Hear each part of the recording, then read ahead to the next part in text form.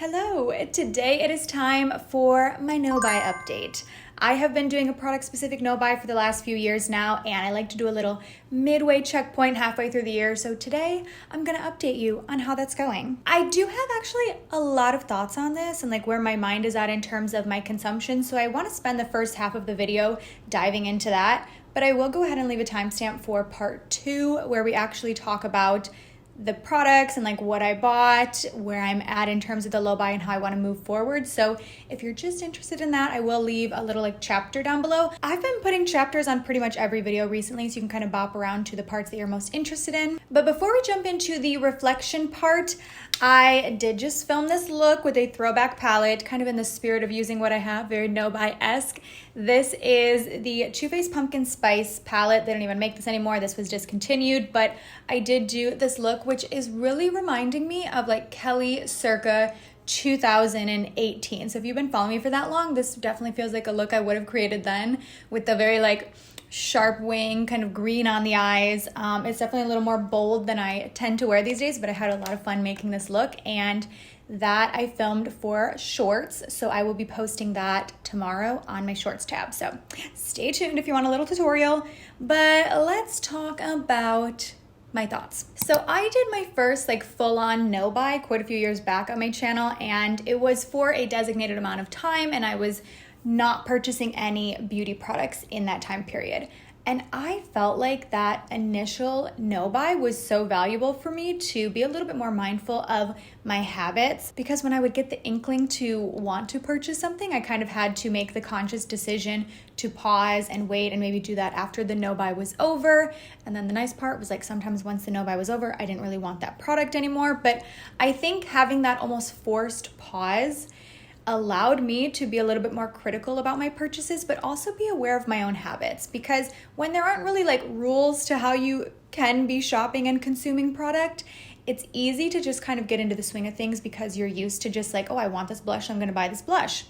But having those stipulations of like, I'm not buying anything in this time frame, kind of forced me to be a bit more aware of what I was doing, how frequently I was buying things. Sometimes I would think I wasn't buying that much and I actually was. So for me, that first no buy like years ago was so valuable to be a lot more aware of my own habits. But I have kind of gone back and forth over like the years after that when I have done additional no buys and asked myself, do I think this is still as necessary to me? Do I think I'm still kind of like learning these lessons? Or does a no-buy kind of serve less of a purpose in my life now? And I have found that to be semi-true, which is why I've kind of transitioned into my product-specific no-buy. That's what I like to call what I'm doing right here, where I'm not like not purchasing anything, but I'm picking out categories and saying, you know, Kelly, you're good on blush, you're good on bronzer, like don't buy any of those, but like feel free to purchase elsewhere. And again, for the last few years, that's been pretty valuable for me to at least just be mindful of what categories I'm like purchasing an abundance of and what categories I'm not as like bad about. And I'm putting bad in air quotes. It's not necessarily a good or bad thing, but it made me more aware of the types of products that I was drawn to and to maybe be a little bit more intentional about those. And historically for me, it has been like blushes, powders, and foundations. Also though, having that forced pause has allowed me to kind of dig back into the collection that I already have. And to compare this to something similar, I actually did a clothing no-buy in the month of January. And I kind of briefly mentioned that on my channel, but it definitely wasn't like the topic of a video because my content is more beauty focused. But I did put a pause on all of my spending for clothing in the month of January. I didn't buy any clothes during that month. And there were so many occasions where I was like, ooh, I want to get this. Or like I would get this like idea popping into my head, or like, oh, I really want a sweatshirt that looks like this. And then I would like go to try to find it, and I'm like, well, wait, you can't buy that until at least February. And then the funny part is once February rolled around, for most of those products, I didn't really want them anymore. And for the few that I still wanted by the time it was February, I went ahead and purchased them, and they ended up being purchases that made complete sense. They're products or items, I guess we'll say, because it's clothing. They're items that I use on a frequent rotation, and they were really smart purchases for me. And I think in that moment, for me to kind of like ground myself again, it was important for me to do that no buy in the month of January. But again, I feel like a lot of these lessons are ones that you kind of learn in that initial moment. And then I'm asking myself, like, does it still make sense for me to continue to need these no buys and low buys? Because on one hand, it's like, if I've learned these lessons, shouldn't I be able to just naturally implement them? And so that's kind of been my dilemma over the years. I've been questioning, like, do I want to continue doing no buys and low buys? Or do I feel like I've gotten to a place where I am a lot more aware of my consumption? I'm not just making impulse purchases. I'm buying things that make sense for me. And truly, I feel like I've kind of gotten to that place where I am a lot more mindful when I'm purchasing things. And like that has been the end goal for me. So now that I feel like I'm there, I'm kind of asking myself, does it still make sense to keep doing low buys and no buys and product specific no buys? And even leading up to sitting down to film this video, I was so back and forth. Like, I've had my list going of like, this is what I want to focus on next time. But then there's another part of me that's like, maybe you don't need to do that, because would I be buying these products in the next few months anyways? Maybe, but probably not. I think I've kind of taken away a lot of these lessons from this experiment, if you will, and just naturally implemented them into my life. And so now I'm kind of asking myself, do I still require these barriers of like, okay, you can't buy lipstick at this point? And I think the answer is no. And again, this is something I've kind of grappled with also in the context of what I do here on the internet and reviewing products. And I find as my channel grows, I struggle a bit to determine that balance between what is helpful to my audience in terms of reviews and knowledge of products, and what is helpful in terms of like myself and like wanting to consume less.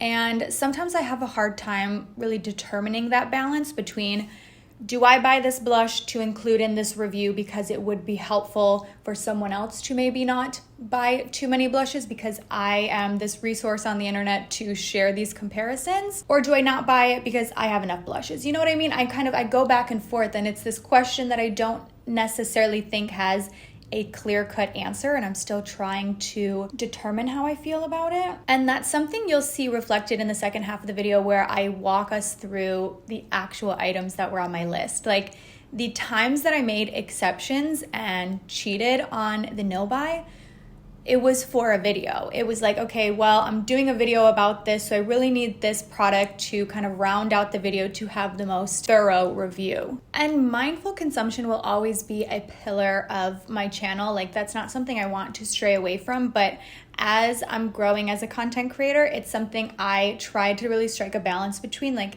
still being able to put out content that is as helpful as possible, while staying true to what is important to me at the same time. And another kind of piece of this that's not the same, but is similar enough that I've been kind of grappling with them at the same time, is my Project Pan series, which I will have an update on pretty soon here for our like midway check-in for 2023.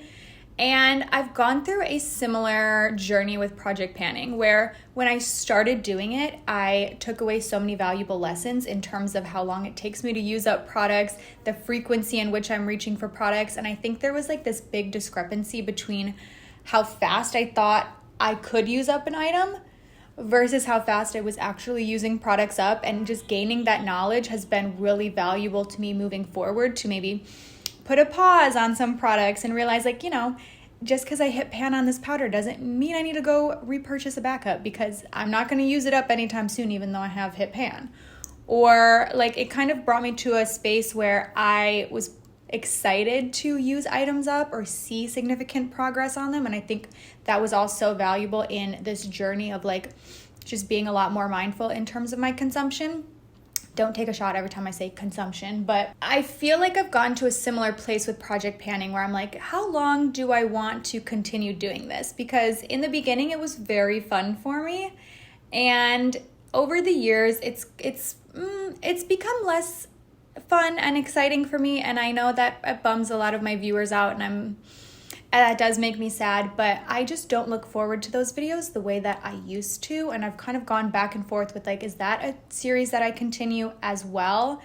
And I'll go a little more into this in the Project Pan update, but you know, like I said, it's coming. But for 2023, I've tried a bit of a different approach with my Project Pan, Can't decide if I like that. Also, don't think a lot of my viewers like that based on the comments I've seen. So that's another series where I'm just like, have I kind of already learned those lessons? Like, does it make sense for me to continue doing that?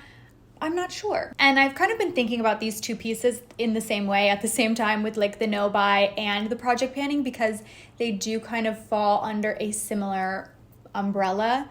And what I've decided in terms of the no buy is that today I'm going to update you on how it's gone, but I don't necessarily want to lay out specific rules for the remainder of the year. You know, in the past I've checked in like June or July and given myself additional products that I want to add to that list, but I don't think I necessarily want to do that moving forward.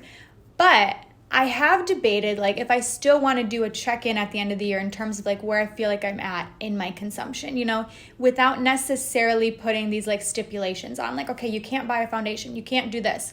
Because realistically, I feel like I've gotten to the point where I am aware enough already. Like I have enough foundations, so I'm probably not going to buy too many of them. Like I don't necessarily need to lay out these guidelines of like, you're not allowed to do this, but you are allowed to do this. You know, that's where my mind is at right now. I'm definitely interested to hear your thoughts, whether they pertain to the no buy or to project panning. Please leave them down below. But I want to now jump into the products that I was focusing on, or shall we say the products I was trying to not focus on, trying to not buy actually. Starting with setting spray, that one was relatively easy.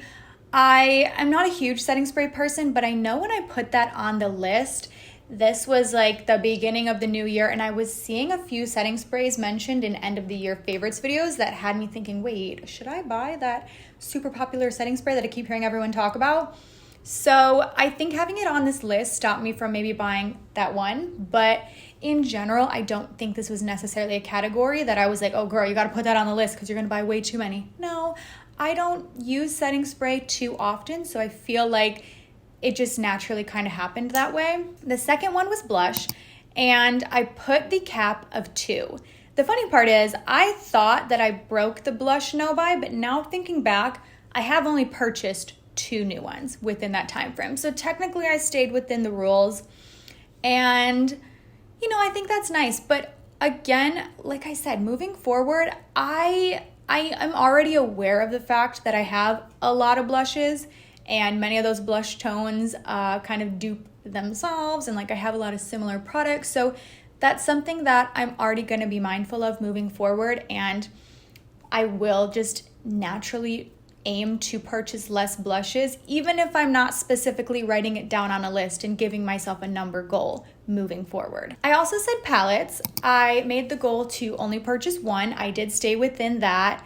That was another one that was maybe a bit easier because I don't feel like we've had a super palette heavy year in terms of launches. Like yes, palettes have come out, but I don't think they're the main focus the way they were 3 to 4 years ago in the beauty space. But on the other hand, I just haven't really been reaching for palettes much. I haven't been doing too many intricate eye looks. Like the look I have on today is very outside of what I've been creating and wearing recently.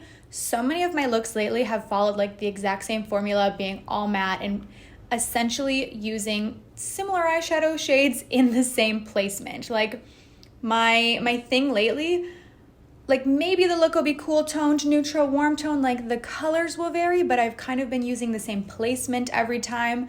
I have typically been wearing like all matte looks. I've kind of gotten into my groove with my eye makeup, and because of that, it doesn't necessarily leave me like craving new eyeshadow palettes. Also though, I feel like I'm in a place where I could probably never buy a new eyeshadow palette ever again and I would still be fine. Like I have pretty much every shade available to me that I need.